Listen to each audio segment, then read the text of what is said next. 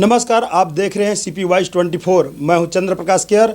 हमारे खास बुलेटिन में आप सभी का स्वागत है। अब खबरें विस्तार से।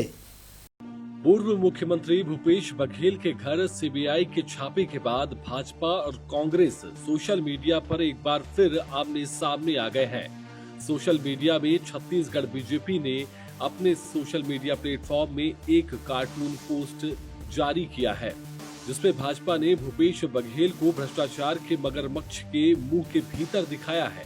वहीं मुख्यमंत्री विष्णुदेव साय ने महादेव सट्टा मामले में कार्रवाई के बाद कांग्रेस के आरोपों का जवाब दिया। उन्होंने कहा कि चाहे कोई बीजेपी का करीबी हो या कांग्रेस का, किसी को छोड़ा नहीं जाएगा।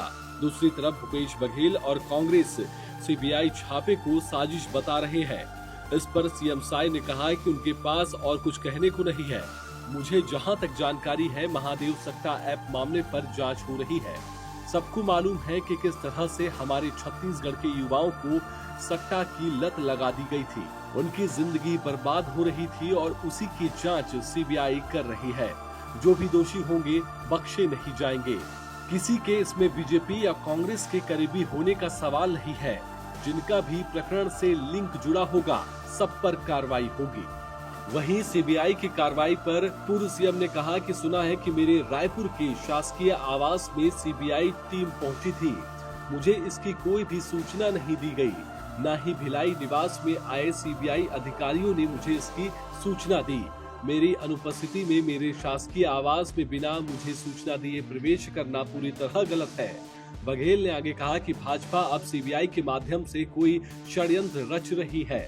दरअसल सीबीआई का आगमन महादेव सट्टा ऐप के नाम पर हुआ। महादेव ऐप के बारे में देश में कोई नहीं जानता था। उन्होंने कहा कि मुख्यमंत्री रहते कांग्रेस सरकार में ही 74 एफआईआर दर्ज हुई है, 200 से अधिक गिरफ्तारी हुई है, 2000 से अधिक बैंक खाते सीज किए गए हैं। हमारी सरकार में ही गूगल को पत्र लिखकर प्ले स्टोर से इस ऐप को हटाया गया। हमने ही कार्रवाई की तो हम पर संरक्षण का आरोप कैसे? ईडी ने झूठी खबर छपवाई कि सौरभ चंद्राकर और रवि उत्पल दुबई में गिरफ्तार हो गए हैं, लेकिन वे वहां शिव कथा की जजमानी करते पाए गए। तो ये कैसी जांच है? फिर बघेल ने सोशल मीडिया पर लिखा कि सीबीआई घर से चली गई है। प्रधानमंत्री जी का आगामी 30 तारीख को छत्तीसगढ़ में आगमन हो रहा है, इसलिए इन रेड के जरिए प्रधानमंत्री जी के भाषण का कंटेंट तैयार किया जा रहा है। कांग्रेस बोली, बीजेपी ने अब सीबीआई पीछे छोड़ी। कांग्रेस की ओर से कहा गया कि भाजपा ने अब सीबीआई को पीछे छोड़ा है। तमाम फर्जी कार्रवाई और ईडी के दुरुपयोग पर भी हताशा हाथ लगने के बाद अब भाजपा के इशारों पर सीबीआई पूर्व मुख्यमंत्री, कांग्रेस राष्ट्रीय महासचिव भूपेश बघेल और विधायक कांग्रेस राष्ट्रीय सचिव देवेंद्र यादव के घर पर सुबह से जमी हुई है। भाजपा ने भी किया पलटवार। भाजपा प्रदेश अध्यक्ष किरण देव ने सवाल किया कि अगर बघेल और कांग्रेस नेताओं ने कोई गलत काम नहीं किया तो फिर जांच और छापों से इतने बदहवास क्यों हैं?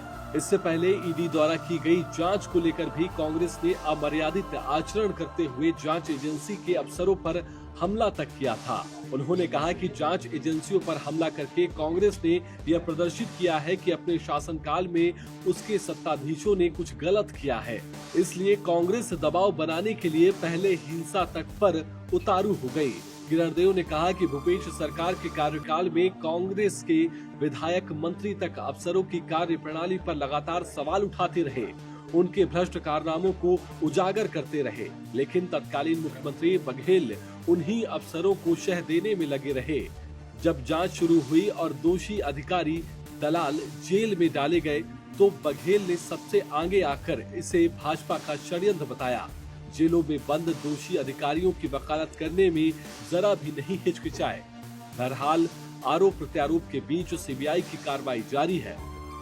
आज की खबरों में बस इतना ही। आगे हम ताजा तरीन खबरों के साथ फिर हाजिर होंगे। तब तक के लिए नमस्कार।